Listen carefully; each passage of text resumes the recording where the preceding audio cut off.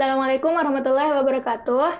Kembali lagi nih ke podcast aku. Jadi pada podcast kali ini aku akan memberikan informasi terkait program yang dijalankan oleh Kemdikbud yaitu MBKM atau Merdeka Belajar Kampus Merdeka. Jadi saat ini MBKM itu terdiri dari 5 program, yaitu ada kampus mengajar, yang kedua ada studi independen, yang ketiga ada magang bersertifikat, yang keempat ada pertukaran mahasiswa, lebih mudahnya disebut pertukaran mahasiswa se-Indonesia atau PMMDN. Yang kelima ada program pertukaran mahasiswa ke seluruh negeri, ke luar negeri atau yang lebih dikenal sebagai program IISMA.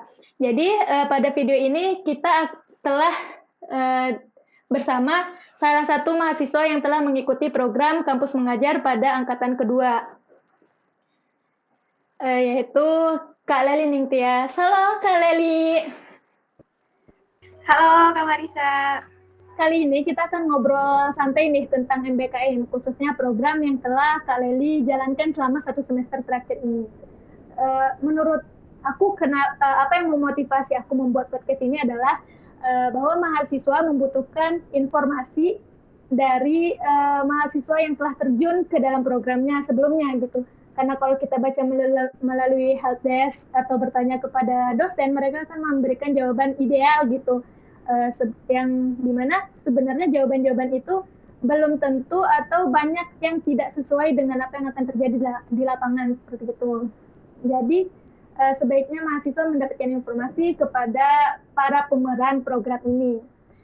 Jadi nih Teh, pertanyaan pertama itu klasik banget. Dari mana sih awal Teh Leli mengetahui program ini? Silahkan Teh Leli. Oke, oke Kak Marisa. Ya, jadi buat pertanyaannya ya dari mana saya dapat informasi mengenai program ini. Nah, awalnya program ini itu saya ketahui dari prodi sendiri. Jadi program studi dari pihak jurusan, pihak kampus itu mengadakan sosialisasi mengenai program kampus Merdeka gitu. Nah, dan selain dari prodi juga, sebelumnya kan saya angkatan kedua nih, kampus mengajar angkatan kedua. Nah, jadi ada angkatan satu. Jadi bukan kebetulan ya, ada kakak tingkat yang mengikuti program kampus mengajar di angkatan satu. Nah, jadi informasi yang saya dapatkan seperti yang Kak Marisa bilang tadi ya, kita merasa lebih utuh jika dapat informasinya dari mahasiswa yang langsung terlibat gitu. Nah, jadi dari sana saya dapat informasi dari prodi dan juga dari kakak tingkat angkatan satu begitu, Kak Marisa. Oh baik, berarti dari program studi kakak sendiri ada sosialisasi begitu ya, selain dari informasi yang didapatkan dari kakak tingkat. Pertanyaan kedua nih Kak, kan program MBKM itu banyak seperti yang udah saya sebutkan di awal tadi ya. Jadi apa sih yang memotivasi kakak untuk memilih program Kampus Merdeka daripada program MBKM lainnya? Silahkan Kak. Oke, sip. Untuk pertanyaan yang kedua, kenapa sih memilih kampus mengajar ya daripada program yang lainnya? Karena pertama, saya kan dari latar belakangnya itu pendidikan ya, kan jurusannya adalah pendidikan geografi. Nah, relate sekali nih program kampus mengajar dengan apa ya, jalan ke depannya yang mungkin saya tempuh gitu ya. Kan saya tuh bisa dibilang dididik untuk menjadi pengajar gitu ya, pendidik yang mungkin semua kita basicnya adalah pengajar, cuman sangat relate gitu.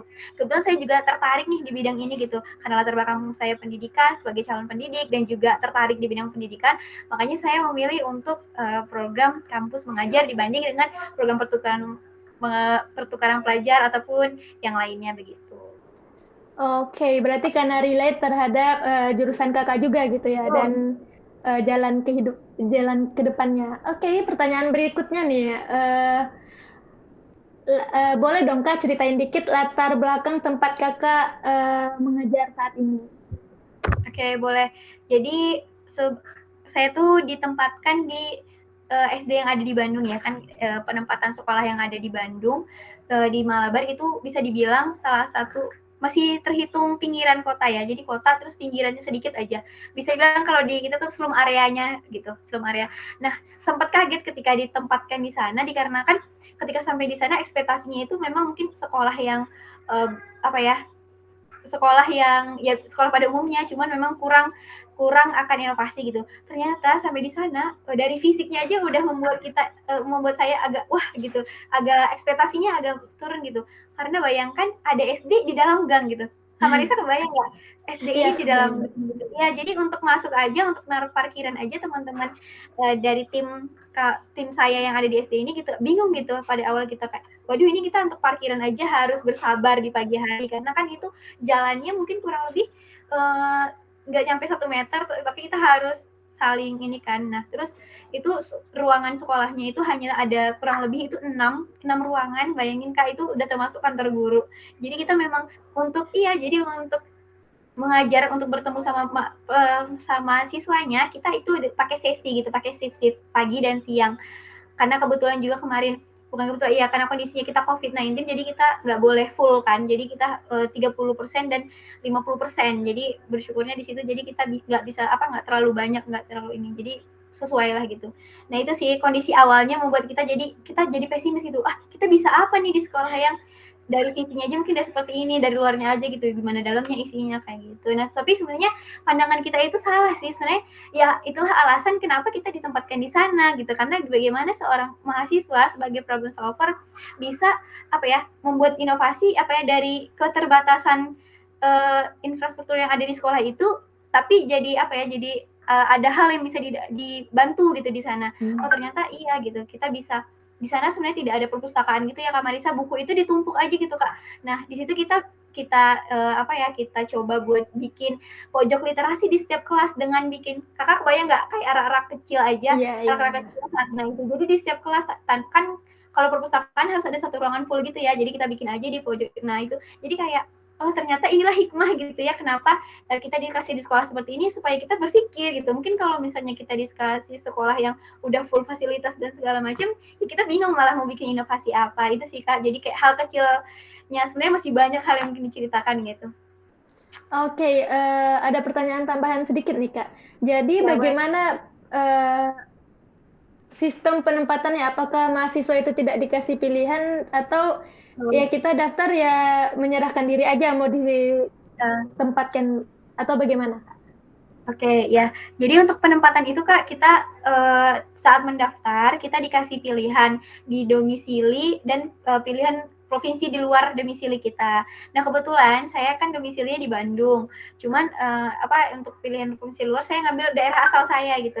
Saya ngambilnya di Riau gitu. Nah waktu itu dan karena kondisinya kita PPKM, mungkin pasti diutamakan yang di domisili. Jadi saya diloloskan di Bandung. Nah itu kita ditempatkan, bukan kita yang memilih untuk SD-nya itu juga langsung ditempatkan. Jadi ketika lulus dikasih keterangan lulus di provinsi apa dan SD-nya apa gitu. Cuman di sebulan penempatan itu ada seperti pendataan ulang dari panitia kampus mengajarnya. Misalnya jika ada kendala, misalnya jika terlalu jauh atau mungkin kurang tidak bisa terjangkau oleh mahasiswanya, bisa mengajukan sekolah untuk pindah ke sekolah yang lain kayak gitu Kak. Tapi dari awal memang sudah ditempatkan oleh panitia begitu. Oh baik, ini nih Kak, kan selama Kakak menjalani program ini berarti luring dong ya, terjun ke Iya lapangan. betul Kak. Iya. Blended sih Kak, lebih ke blended ya.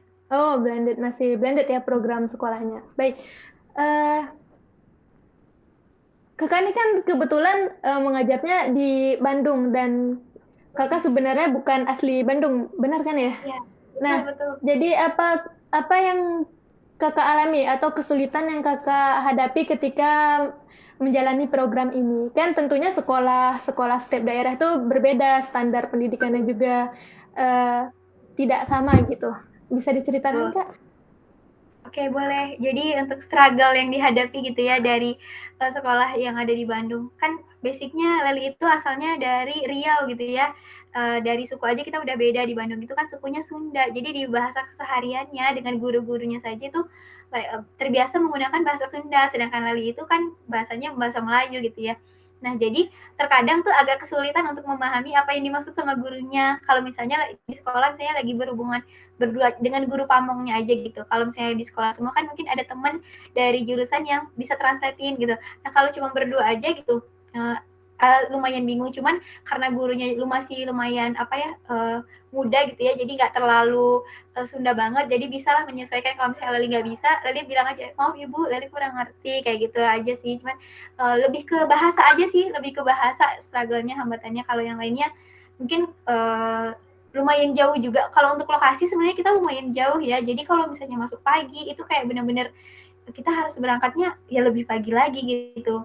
Kan 11 kilometer nih dari tempat tinggal. Jadi ya jadi lumayan juga Kak untuk kan kebetulan juga naiknya umum ya Kak. Jadi untuk biaya transportasi dan itu lumayan sih. Cuman karena apa ya Kak? Karena seru dan juga karena udah niat gitu ya, niatnya kuat gitu. Jadi meskipun bisa dibilang berat di ongkos, tapi kita tetap berangkat dan alhamdulillah bisa sampai selesai kayak gitu. Itu sih. Baik, kan ada pertanyaan yang mungkin sedikit menyinggung. Menurut Kakak, apakah program ini telah mencapai tujuan utama dari kampus mengajar sepanjang yang telah Kakak jalani?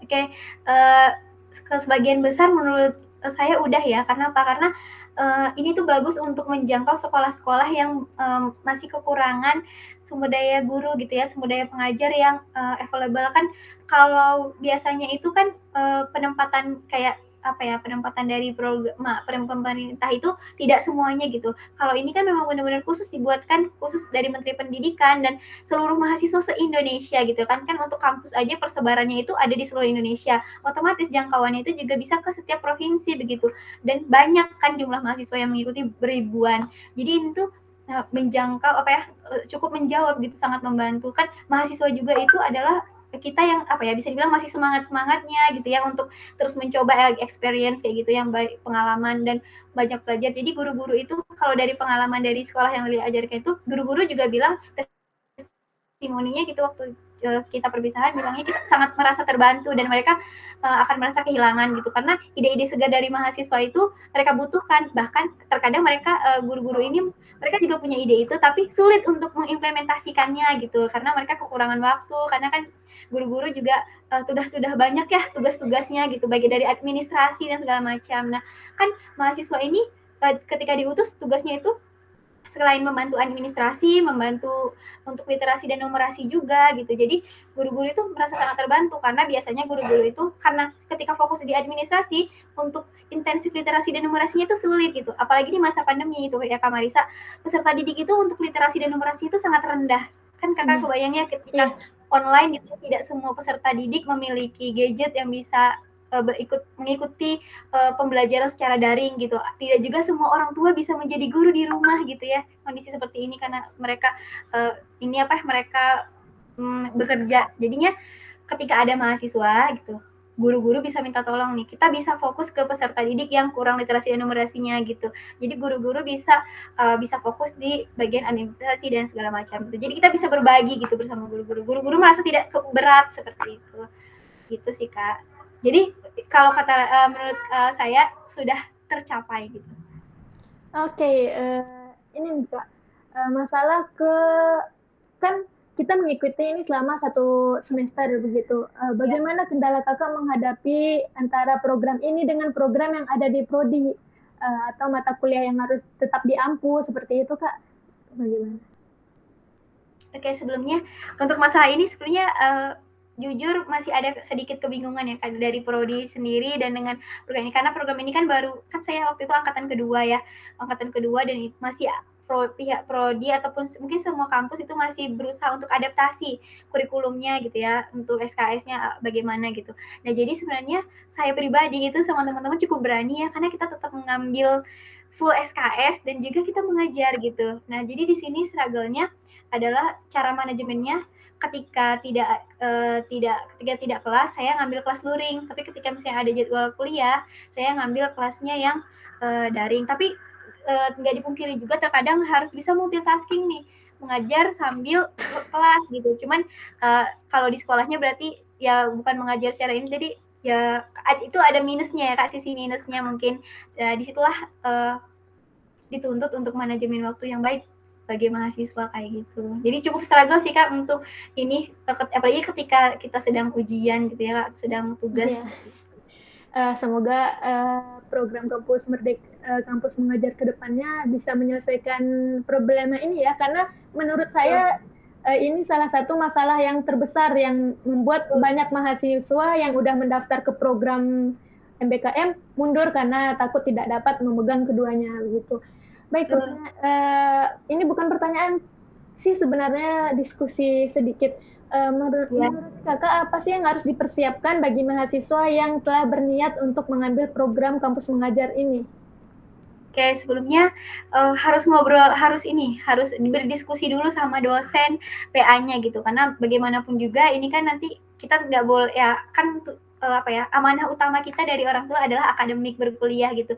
Jangan sampai kita mengabaikan perkuliahan kita karena ikut program yang mulia kampus Merdeka ini juga gitu. Jadi tetap harus disinkronkan supaya dua-duanya tidak ada yang dirugikan gitu. Jadi kita harus konsultasi sama kurikulum atau bagian kurikulum atau kemahasiswaan dari prodi kita supaya lebih jelas agar kita juga tenang gitu ya menjalani program kampus mengajar dan juga nanti akademik kita aman gitu. Apa aja nih yang benar-benar bisa dikonversi, apa aja yang nggak bisa. Misalkan kalaupun tidak bisa mungkin berarti kita harus mengontrak. Ketika kita harus mengontrak berapa mata kuliah, apakah memungkinkan ketika kita harus kuliah sambil mengajar kayak gitu. Jadi memang benar-benar selain berdiskusi dengan dosen, kita juga harus mempersiapkan berkas-berkas yang diminta ya, persyaratan dari panitia juga seperti mungkin CV ya, seperti umumnya sih CV, transkrip nilai, dan juga surat rekomendasi, serta mungkin sertifikat-sertifikat atau piagam, dan rentetan pengalaman organisasi yang pernah kita ikuti gitu ya. Nah itu semua tuh penunjang sih. Nah, untuk surat rekomendasi seperti itu bisa kita minta dari biasanya fakultas ya, itu dari fakultas nanti akan dikolektifkan, diminta soalnya itu yang dimintanya rekomendasi dari universitas. Nah, untuk surat aktif dan transkrip itu kita bisa minta ke fakultas. Nah, itu mungkin teman-teman semua mungkin udah tahu ya itu birokrasinya bagaimana seperti itu. Itu sih Kak kalau untuk masalah administrasi. Selain tambahin lagi nih Kak Marisa.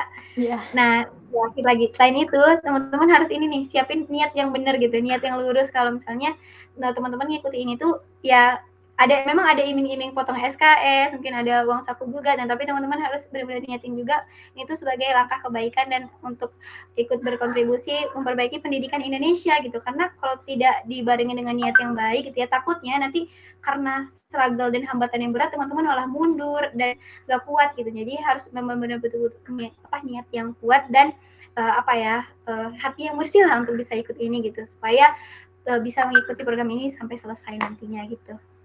Nah, kan kakak nih ngambil kampus mengajar dan kakak juga dari program studi pendidikan gitu ya. Betul. Apakah program ini dapat menggantikan magang? Mohon maaf, di jurusan kakak magang disebut apa ya? Kalau di kita tuh namanya PPLSP Kak, PPLSP. Jadi mengajar sekolah itu ya. Nah, apakah program ini dapat menggantikan atau mahasiswa yang telah mengikuti kampus mengajar tetap harus mengikuti program PPL aja atau bagaimana Kak? Untuk ini bisa Kak ya, alhamdulillah setelah coba kita rundingkan kita coba diskusikan dengan pihak prodi, ini bisa kita konversi ya Kak, kita konversi ke PPLSP ini. Jadi dari 20 SKS salah satu yang bisa dikonversi itu ada ke PPLSP ini. Jadi kita tidak perlu ke sekolah ya kan, nanti kalau teman-teman yang tidak mengikuti kampus mengajar itu akan ditugaskan ke sekolah untuk PPL ya dulu namanya, sekarang PPLSP. Untuk PPL selama beberapa bulan ini kita tidak perlu, tapi digantikan dengan portofolio. Jadi portofolio itu isinya adalah laporan kita selama kita mengikuti kampus mengajar. Jadi intinya sebenarnya ya kita udah PPL duluan kayak gitu aja. Jadi kita tinggal siapin laporan. Jadi portofolio itu bisa dibilang laporan akhir kita gitu. Kan soalnya nanti ketika PPL SP kita juga harus nyampaikan laporan. Jadi nilai kita itu dilihat dari portofolio atau laporan akhir kampus mengajar ini begitu. Jadi bisa ya Kak. Oke, itu kayaknya pertanyaan yang paling banyak ditanyakan orang-orang ya, apakah program magang bersertifikat atau kampus mengajar ini dapat menggantikan program magang atau PPL di kampus. Baik, terima kasih atas jawabannya dan diskusi dan waktu singkatnya, Teh Lely. Semoga kegiatan berikutnya lancar dan diberi kemudahan. Untuk teman-teman yang memiliki pertanyaan dapat mengirimkan pertanyaan melalui komentar di bawah, dan insya Allah jika ada kesempatan akan kita lanjutkan ke video yang berikutnya. Oke, Teh Lely, terima kasih. Ada lagi pertanyaan terakhir nih untuk semester berikutnya. Apakah Teh Lely berminat untuk mengikuti program MBKM lainnya? Oke, pertanyaan yang menarik. Tentu aja ya Kak, masih penasaran dengan program lainnya, itu magang. Kita mau, meskipun saya dari pendidikan gitu ya, tapi nggak ada salahnya juga kan kita explore dan upgrade di bidang yang lainnya mau coba untuk apply magang tapi di bidang pendidikan juga seperti itu Kak. Jadi insya Allah sih. Itu juga sepertinya tujuan dari program MBKM ini diadakan gitu ya, kebebasan untuk mahasiswa cemplung ke kegiatan-kegiatan di luar akademik. Oke, terima kasih Teh Lely. Terima kasih banyak juga Kak Marisa. Oke, rekan-rekan semuanya, sampai di sini video kali ini. Untuk versi yang lainnya, ISMA dan magang bersertifikat, studi independen dan lainnya, silahkan cek aja di video lainnya ya. Bye-bye. Saya Marisa Hidayati. Assalamualaikum warahmatullahi wabarakatuh. Waalaikumsalam warahmatullahi wabarakatuh.